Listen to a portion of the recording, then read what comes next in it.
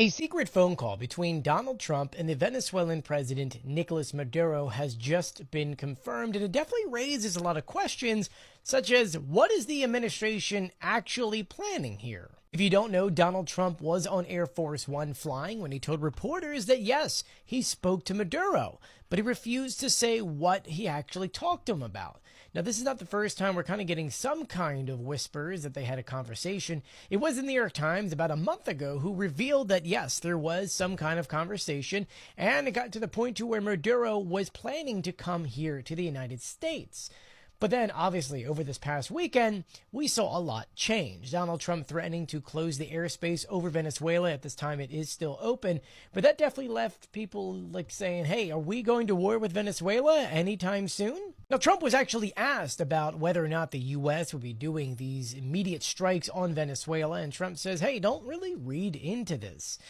But Reuters also reported that the administration was planning for many different things, such as even attacking certain things on the ground inside of Venezuela. Let's also remember the fact that for a while now, it's been rumored that the Trump administration is trying to overthrow Maduro as the president. And at the same time as all of that's happening, the Trump administration is taking out boats inside the Caribbean that they feel are a threat to the U.S. because they're drugs and they're essentially being tied back to Maduro. All of this to say, we don't know what Trump is planning. He went from having a potential meeting to having phone calls to now threatening to close the airspace and hit targets on the ground. So we don't know what he's planning, but what do you think he's planning? Let me know what you think in the comment section below. I'll be sure to keep you updated, so please do share my videos and follow me for more. Here is everything you need to know about today's meeting between U.S. officials and Ukrainian officials inside of Miami.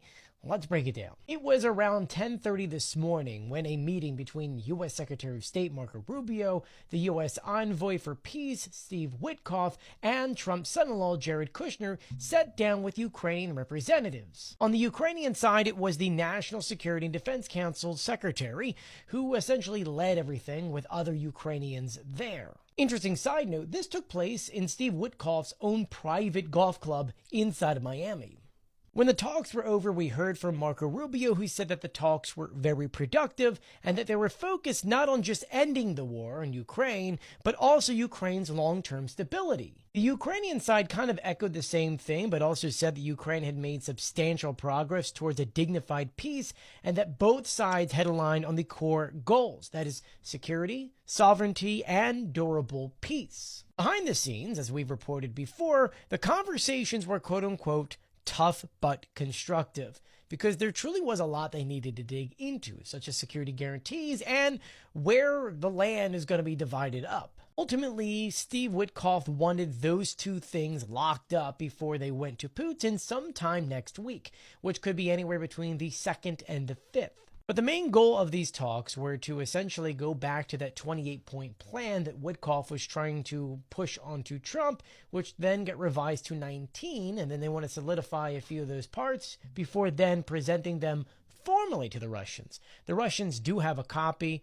They're not happy about it, but there's going to be a little bit of an update to it when Witkoff goes out there. We did hear from Zelensky once the meeting was over and after he was briefed. He had taken a telegram and then later on X to say, it is important that the talks have a constructive dynamic and that all issues were discussed openly with a clear focus on ensuring Ukraine's sovereignty and national interest.